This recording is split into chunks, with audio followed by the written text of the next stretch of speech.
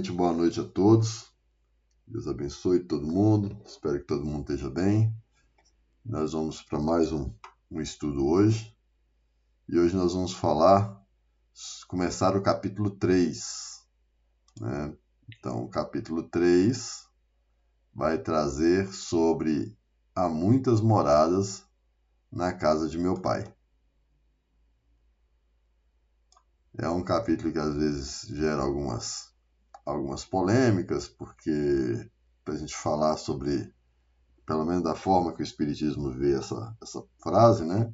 A gente precisa com a mente um pouquinho mais aberta, sair um pouco daqueles nossos conceitos que a gente aprende ali nas nossas crenças, nas nossas igrejas, né?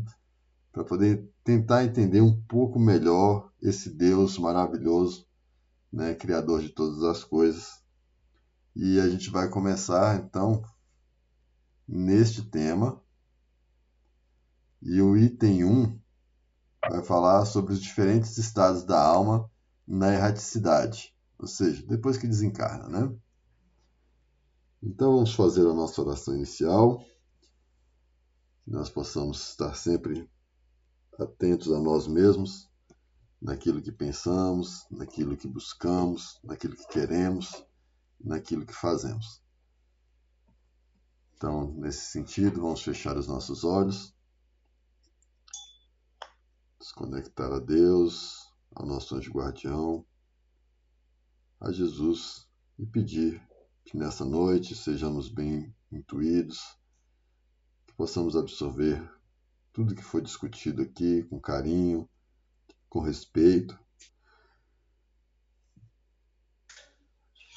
e que dessa forma a gente consiga colocar nos nossos corações tudo que for discutido para nos tornarmos pessoas um pouquinho melhores. Obrigado, Senhor, pela tecnologia que nos permite estar reunidos na mesma vibração, na mesma luz, cada um no conforto do seu lar. Guarda nossos lares, protege nossos queridos com a tua luz. Que assim seja. Então vamos começar. Eu vou ler aqui o item 1 e o 2, tá? O item 1 é a passagem que está em João, no Evangelho de João, capítulo 14, versículos de 1 a 3. E que diz assim: Não se turbe o vosso coração. Crede em Deus. Crede também em mim. É Jesus falando, né? Há muitas moradas na casa de meu pai. Se assim não fosse, eu vô-lo teria dito, pois vou preparar-vos o lugar. E depois que eu me for e vos aparelhar o lugar, virei outra vez e tomar-vos-ei para mim, para que lá onde estiver, estejais também vós. Estejais vós também. Então, essa passagem aqui, Jesus está trazendo uma coisa muito importante. Há muitas moradas na casa de meu pai. E ele coloca bem claro, se não fosse assim, ele não teria dito isso, se ele não tivesse certeza disso. E quando a gente fala nesse assunto, de muitas moradas na casa do pai, com certeza algumas pessoas podem imaginar o loteamento lá no céu, né? Então, tem lá casa para todo mundo que for bom, que Jesus vai receber cada um no seu cantinho lá no céu. Mas, na verdade, desculpa, gente. Dentro da doutrina espírita, a gente acredita que essas várias moradas, elas são os vários planetas que existem no universo, as colônias espirituais. Porque eu sempre gosto de colocar dessa forma, que é uma forma que eu acho muito bonita de ver Deus, né, e toda a sua criação. Imagina, todos nós já sabemos que existe, além do céu que a gente vê, existe um universo infinito, onde constituem sistemas solares, várias galáxias, né, espalhadas pelo universo inteiro. E isso é infinito, não tem um limite. E o homem vai criando telescópios cada vez mais poderosos que conseguem visualizar mais longe ainda, né? E a gente vê de vez em quando no Fantástico ou em outro jornal que as pessoas gostem. Desculpa, eu estou numa bocejação danada. A gente consegue ver, a gente vê que esses telescópios estão alcançando muito, muito, muito, muito distante e visualizando coisas maravilhosas no espaço. E aí eu sempre me pergunto, né? E eu faço a mesma pergunta a vocês. Será que Deus, que é infinito, que cria a todo instante, iria se concentrar em criar espíritos somente aqui no planeta Terra? E todo o resto do espaço seria vazio, um grande vazio, sem utilidade?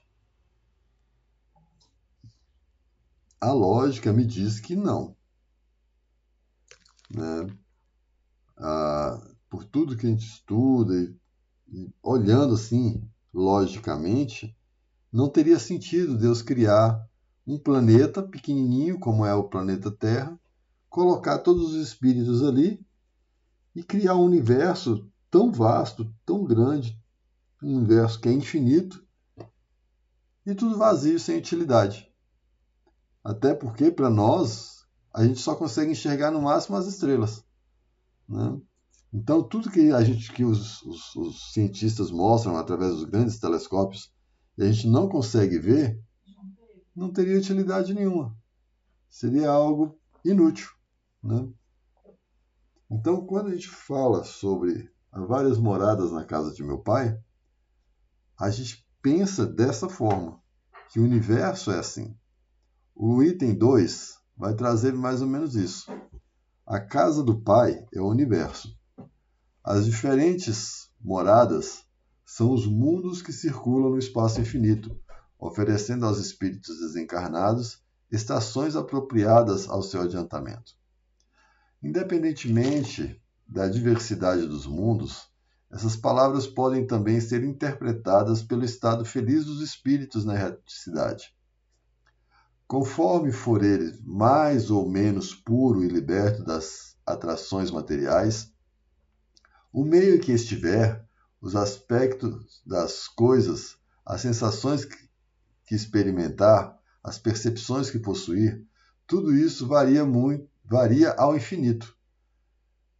Enquanto uns, por exemplo, não podem afastar-se do meio em que viveram, outros se elevam e percorrem o espaço e os mundos. Enquanto certos espíritos culpados erram nas trevas, os felizes gozam de uma luz resplandecente e do sublime espetáculo do infinito. Enquanto, enfim, o malvado, cheio de remorso e pesares, frequentemente só, sem consolação, separado dos objetos de sua afeição, geme sob a opressão dos sofrimentos morais, o justo, junto aos que ama, goza de uma indizível felicidade. Essas também são, portanto, diferentes moradas, embora não localizadas nem circunscritas. Então ele começa falando aqui, né, sobre os espíritos depois que desencarnam. E ele vai dizer que os espíritos que estão apegados à matéria ficam presos a este corpo, ficam presos a esse planeta, ficam presos a essa matéria. E que aqueles espíritos que conseguem se evoluir, eles ficam soltos, eles ficam leves para poder circular entre os vários mundos existentes no universo, né? Então, o que é bonito nisso aqui é principalmente o final, que ele diz que o malvado, né, sofre, né, geme sob a opressão dos sofrimentos morais, e que o justo, o justo goza de uma indizível felicidade. E ele já coloca aqui que, embora esses também são, portanto, diferentes moradas, embora não localizadas nem circunscritas. Ou seja, o meu estado moral, a minha felicidade ou a minha tristeza, né, a minha plenitude ou o meu sofrimento também determinam, de alguma forma, a morada do meu espírito. Quando eu estou carregado de sentimentos ruins, eu vivo num mundo difícil, né? Eu vivo em função de um sofrimento que me acomete e que enquanto eu não mudar esses pensamentos, enquanto eu não tomar as decisões que são necessárias serem tomadas para poder sair dessa situação, eu vou ficar nesse sofrimento, que é uma morada de tristeza, uma morada de dor. Mas quando eu tomo as decisões que eu tenho que tomar para resolver a questão, quando eu tomo a iniciativa de modificar tudo aquilo que me incomoda, né, de lutar contra as coisas que eu quero que mudem na minha vida para que eu tenha um pouco de paz, eu começo a gozar de uma outra morada, uma morada feliz, uma morada de felicidade. Mesmo que as dificuldades venham, eu ainda consigo tomar as decisões corretas, ou se aquilo não tem solução, eu consigo conviver com aquilo sem gerar o sofrimento e o martírio, né? A gente fala muito sobre a evolução dos mundos, né? E a gente vai falar isso com mais detalhe mais à frente. Mas quando a gente trata dessa questão dos planetas, né, dos vários planetas existentes no universo, a gente também lembra né, do que a gente chama popularmente de extraterrestres, de ET, né, de OVNIs, né, que são objetos voadores não identificados, que são, a gente tem uma projeção desses seres que não habitam o nosso planeta. E cada um projeta de um jeito, né? A gente vê várias formas que podem ter sido imaginadas, ou formas que podem realmente ter sido vistas, né? Mas, em teoria, ninguém conseguiu provar nada. Mas a gente tem muitos relatos que a gente não sabe se é fato ou se é fake, né? Que é a palavra do momento, de comprovações desses seres que aparecem no nosso planeta que não são terráqueos, né? Mas, independente disso, o homem tem a capacidade de compreender que existe algo além disso, além do nosso planeta. Tanto que a gente vê esses filmes, né? Tantos filmes como lá Os Guardiões da Galáxia, né? E tantos outros filmes, Perdidos no Espaço, que mostram essa, essa crença que está oculta, né? De que existe algo lá fora. A gente só não sabe definir exatamente como, porque a gente ainda não consegue ter essa visão, né? Mas para nós aqui, réis mortais, na simplicidade, a gente precisa só entender que os mundos mais presos à matéria, né, os mundos mais densos, onde as pessoas ainda não estão totalmente boas, né, ou aqueles mundos onde as pessoas estão começando a evoluir, como foi o nosso mundo na época primitiva, né, na pré-história, eles são mundos mais pesados, mais grosseiros, de matéria mais densa. E à medida que a gente vai elevando o nosso espírito, a gente vai precisando menos dessa matéria tão densa. E a gente vai usando de matérias mais suaves, mais sutis, mais etéreas, né? Mais, vamos dizer, meio gasosas, alguma coisa assim. Porque o corpo já não tem necessidade dessa matéria tão bruta, porque não precisa experimentar tantas dores, tantas doenças, para se conscientizar de que precisa mudar. Nós vamos estudar mais à frente que os mundos evoluem conforme os seus habitantes evoluem. Então, o nosso planeta, lá na época primitiva, era chamado, na fase chamada de mundo primitivo. Por quê? Porque primitivo é o que está no início, né? Então, lá no começo, os habitantes do nosso planeta também eram muito não tinham tanto conhecimento. Quando a gente estuda sobre encarnação e reencarnação, a gente estuda também que, à medida que o planeta evolui, os espíritos que não conseguem acompanhar a evolução dos seres daquele planeta, eles são, vamos dizer assim, são exportados, né? São deportados para planetas que sejam mais compatíveis com o seu estado moral. Quando o espírito evolui bastante, ele também é enviado para planetas mais evoluídos, né?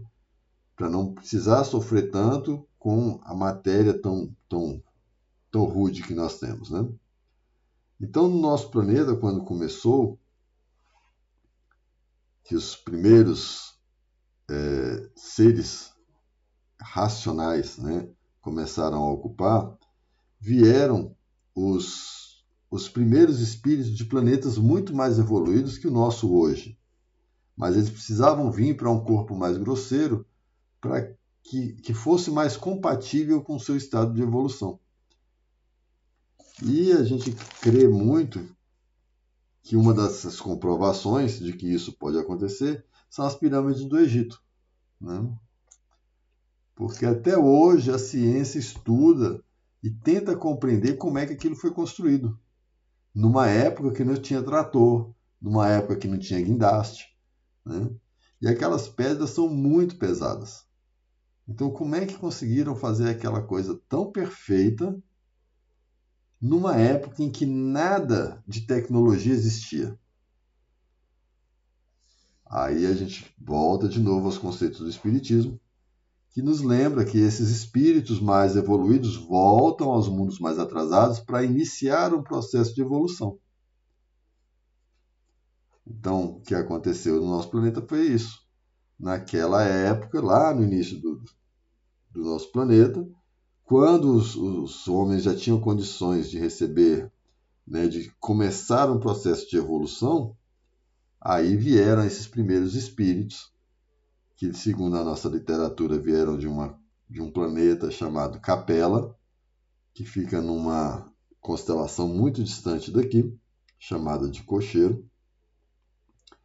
E esses espíritos iniciaram o processo de evolução do nosso planeta.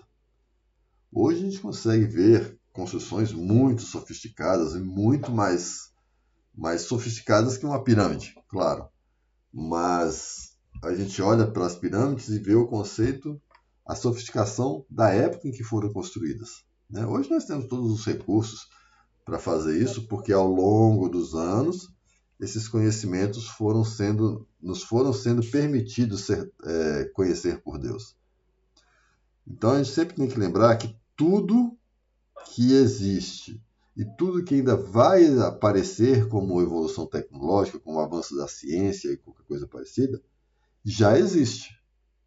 Só que à medida que a gente vai evoluindo, Deus vai permitindo que a gente tenha conhecimento e que a gente consiga usar esse conhecimento que já existe no nosso planeta, que para o nosso planeta ainda não existe, ainda não. Mas à medida que os cientistas vão pesquisando, vão estudando, as coisas vão acontecendo, né? Agora, por exemplo, nós estamos na era de tentar despoluir o mundo, né? De tentar conservar o planeta. E aí já está começando a ver umas coisas que a gente nunca tinha ouvido falar, né? E agora já está muito comum. Por exemplo, os carros elétricos, sistema de energia solar, sistema de energia eólica, né? Está muito comum de se ver, né? A gente passa ali no Lago Sul e vê as casas lá, tudo com os painéis solares em cima da casa. As pessoas, né, muitos que têm condições, comprando os carros elétricos, né? Então significa que, mesmo que possa parecer uma ostentação, elas estão de alguma forma deixando de consumir coisas que prejudicam o meio ambiente. E isso faz parte da evolução do ser humano, né? Da evolução científica. Agora, a gente precisa também, junto com a evolução científica, a evolução moral. E que isso também acontece. Se a gente observar bem, já está acontecendo com muita frequência. É só a gente lembrar que há 300 anos atrás, mais ou menos, ainda se tinha escravos. A escravidão foi abolida, mas os preconceitos não. Que até uns 50 anos atrás, 60 anos atrás, ainda se tinha um preconceito muito estampado, né, em relação ao que era diferente, a negros, a homossexuais, né, que era diferente, e que tudo sempre existiu. Mas, ao longo do tempo, as pessoas vão percebendo que essas coisas não podem existir. E aí começam a criar leis de proteção, leis para obrigar, né, para fazer com que as pessoas entendam que é tudo igual. E aí começam a criar leis para incluir negros, as leis para incluir os homossexuais, né, para mostrar que todo mundo é igual. Então, isso é evolução também, evolução moral. Aí depois vem a questão de leis para proteger as diferenças religiosas, que também não existia. Mas, então, isso também faz parte da evolução moral. Então, à medida que a gente vai evoluindo moralmente, o planeta também vai evoluindo. A gente pode até achar, nossa, mas o mundo anda tão ruim, tão mal. Antigamente andava na rua, não tinha tanto risco de assalto, mas hoje a gente não pode vacilar. Sim, porque assim como nós saímos lá da época do mundo primitivo e fizemos uma transição planetária lá, que é chamado assim, e entramos no mundo de provas e expiações. Nosso planeta saiu desse estado da era do primitivismo e passou para a era de provas e expiações. Quando nós estamos agora em provas e expiações, o mundo ainda é um mundo, as pessoas ainda são muito ruins. Então tem mais pessoas más, vamos chamar assim, do que pessoas boas. E toda vez que o planeta começa a chegar num período de transição novamente,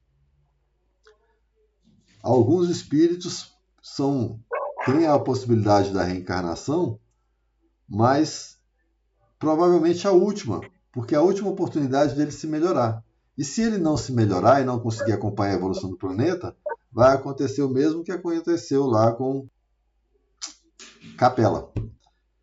Aqueles espíritos que vieram para o nosso planeta, eles não conseguiram acompanhar a evolução do mundo lá e vieram para cá, que era um mundo inferior, era um mundo mais primitivo.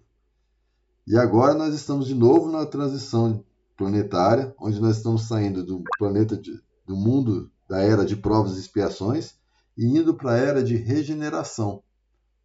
O que é a era de regeneração? Na era de primitiva a gente está aprendendo.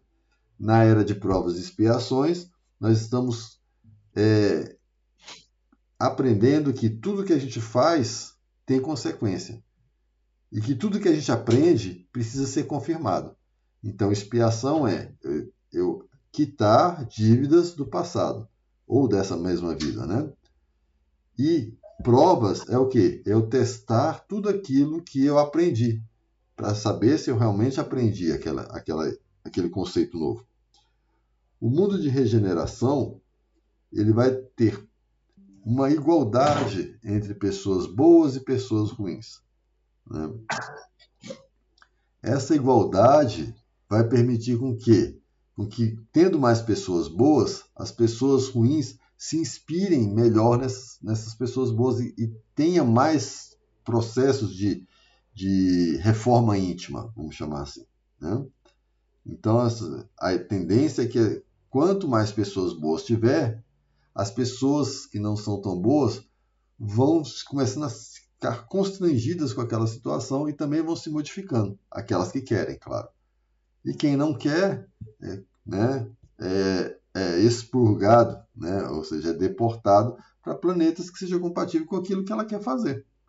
Né? Porque ninguém tem a obrigação de querer ser melhor. Mas também não pode conviver com as pessoas, né, que querem melhorar, porque acaba atrasando a evolução dessas pessoas também. Né? Então há essa movimentação.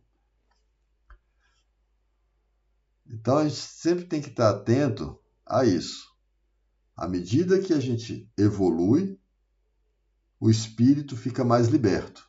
O espírito mais evoluído, ele consegue sair de planetas mais grosseiros para planetas mais felizes.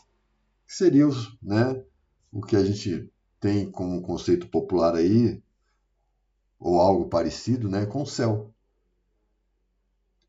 Então, quanto mais feliz é o planeta, melhor e mais harmoniosamente as pessoas vivem. Quer dizer que não erram lá? Não. Tem erros também. Só que não são erros por maldade. Às vezes são erros por ignorância. Mas não por maldade, porque eu quero fazer o mal, porque eu quero prejudicar o outro, porque eu quero extrair do outro, porque eu tenho inveja. Não. É os erros que eu cometo em função de deslizes ou de falta de conhecimento, né? Então eu consigo modificar o meu estado mental mais rapidamente. Que hoje aqui a gente não consegue. Aqui a gente fica com raiva, a gente fica alimentando aquela raiva, já pensa na vingança, né? Lembra do último estudo que a gente fez? Eu falei que uma coisa leva a outra, um sentimento leva a outro, e se a gente não cultivar, vai só piorando a situação.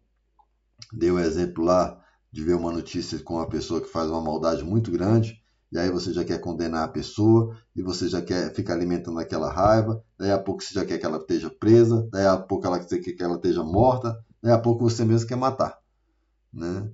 Então, o sentimento é normal, mas a gente tem que aprender a dominar o sentimento e substituir ele por outro rapidamente para que ele não cresça no nosso coração, né?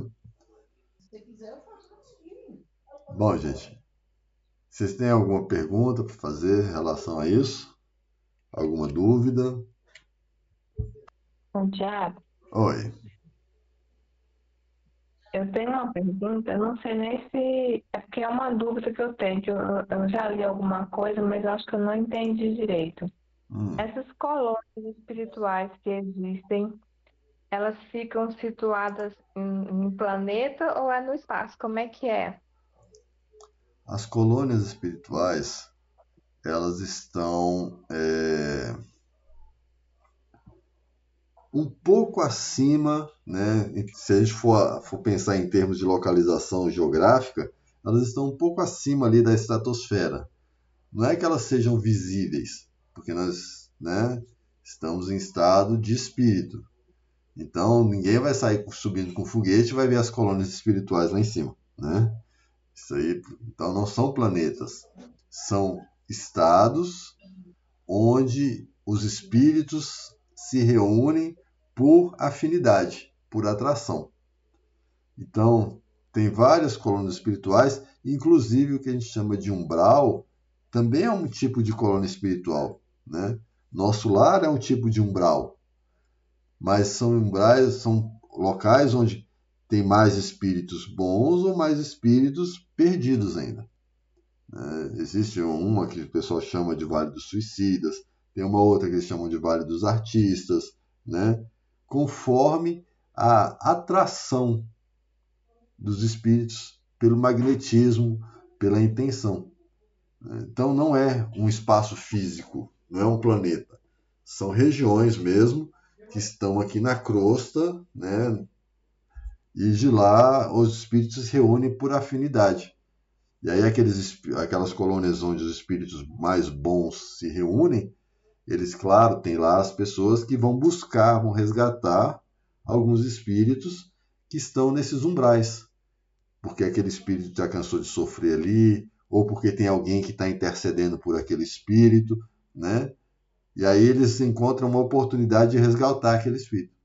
Por isso que a oração é importante, né? Porque a nossa oração pode chegar a essas colônias boas e aqueles espíritos que estão lá, por comoção à nossa necessidade, ao nosso sentimento, né? ao nosso pedido verdadeiro e sincero ali, né? Podem resgatar. O que aconteceu, por exemplo, com André Luiz, né? Que já assistiu o filme, ele desencarna, está lá naquele umbral escuro, né?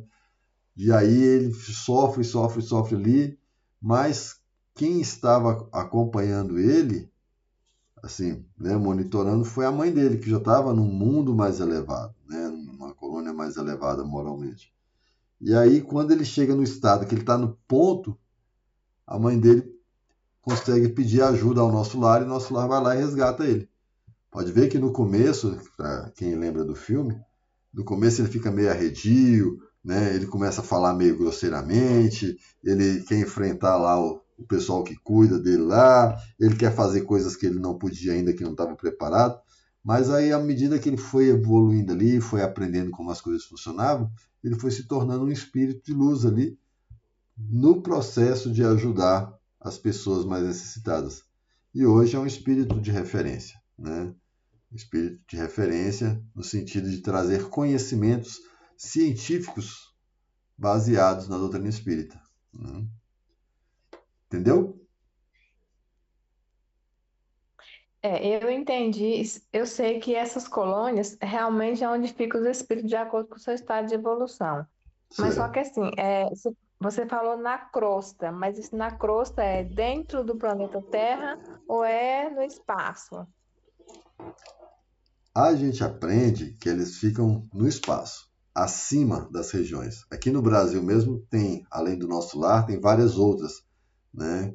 Depois eu posso até pesquisar um pouco e mostrar, porque tem, eu vi em algum lugar, em algum site, que mostra ali mais ou menos, né, conforme a descrição passada pelos espíritos aos médiuns, onde ficariam mais ou menos essas colônias, né, as colônias é, de tratamento, né, como o nosso lar, por exemplo. Né? Então, elas ficam acima. Aí você pode me perguntar, tá, então tudo é acima? Não, tem abaixo também. Por isso que se criou esse conceito de que o céu está lá em cima e de que o inferno está embaixo da terra. Né? Porque tem colônias de espíritos que estão tão presos à matéria, que são tão arraigados ao mal, que eles têm a necessidade da escuridão. Né? E onde é que vai encontrar a escuridão?